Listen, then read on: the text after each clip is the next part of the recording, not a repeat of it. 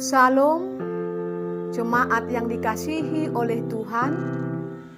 Kita akan mendengarkan firman Tuhan pada hari ini. Marilah kita berdoa. Terima kasih ya Tuhan, buat penyertaan-Mu di dalam hidup kami hingga pada saat ini. Kami akan disapa oleh firman-Mu. Kuasailah hati dan pikiran kami, agar kami dapat melakukan firman-Mu dan menjadikan firman-Mu sebagai bekal dalam kehidupan kami. Terpujilah nama-Mu Tuhan Yesus Kristus Tuhan kami. Amin. Renungan buat kita pada hari ini tertulis dalam Matius 13 ayat 22. Yang ditaburkan di tengah semak duri ialah orang yang mendengar firman itu, lalu kekhawatiran dunia ini dan tipu daya kekayaan menghimpit firman itu sehingga tidak berbuah. Saudara-saudara, sebagai orang Kristen, pengikut Kristus, kita pasti mendengarkan firman Allah. Baik itu melalui yang kita baca melalui Alkitab, atau yang kita dengarkan melalui kebaktian di gereja, atau melalui kebaktian di rumah kita masing-masing, dan melalui media sosial. Namun yang menjadi renungan bagi kita, apakah firman yang kita dengarkan itu mempunyai dampak dalam kehidupan kita masing-masing? Atau bagaimana kesungguhan hati kita dalam mendengarkan firman Tuhan serta melakukannya dalam kehidupan kita masing-masing? Seumpama benih itu adalah firman Allah yang kita dengarkan, dan media tanamnya adalah hati kita. Media tanam yang bagaimanakah hati kita ketika mendengarkan firman Allah?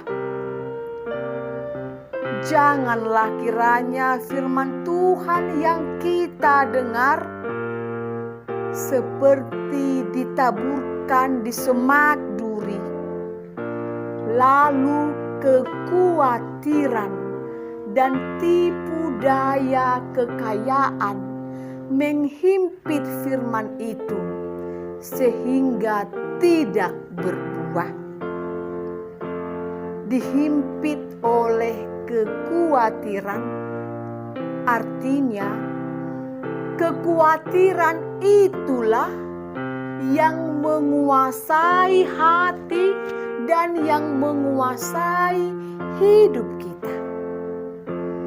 Kekhawatiran muncul ketika kita tidak percaya kepada Allah dalam menghadapi suatu cobaan, menghadapi tantangan, kesulitan yang datang di dalam hidup kita.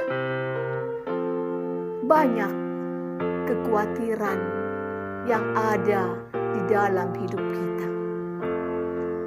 Kekhawatiran akan pekerjaan kita, kekhawatiran akan makanan dan kebutuhan kita, kekhawatiran akan keluarga dan anak-anak kita, kekhawatiran akan hari esok, dan kekhawatiran yang lainnya.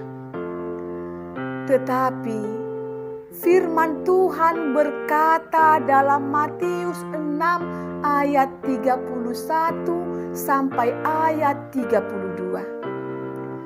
Sebab itu janganlah kamu khawatir, apakah yang akan kamu makan? Apakah yang akan kamu minum? Apakah yang akan kamu pakai? Semua itu dicari bangsa-bangsa yang tidak mengenal Allah. Akan tetapi Bapamu yang di surga tahu bahwa kamu memerlukan semua itu. Saudara-saudara, ketika firman Allah dihimpit oleh tipu daya kekayaan, artinya kekayaan itulah yang menguasai hati dan keinginan seseorang, sehingga semua cara, semua tipu daya akan dipakai untuk mendapatkan kekayaan itu, meskipun cara yang dipakai tidak dikehendaki oleh Allah. Firman Tuhan berkata di dalam Matius 6 ayat 33, tetapi carilah dahulu kerajaan Allah dan kebenarannya, maka semuanya itu akan ditambahkan kepadamu. Saudara-saudara, biarlah firman Allah lebih menguasai hati dan hidup kita dari segala sesuatu yang ada di tengah-tengah dunia ini.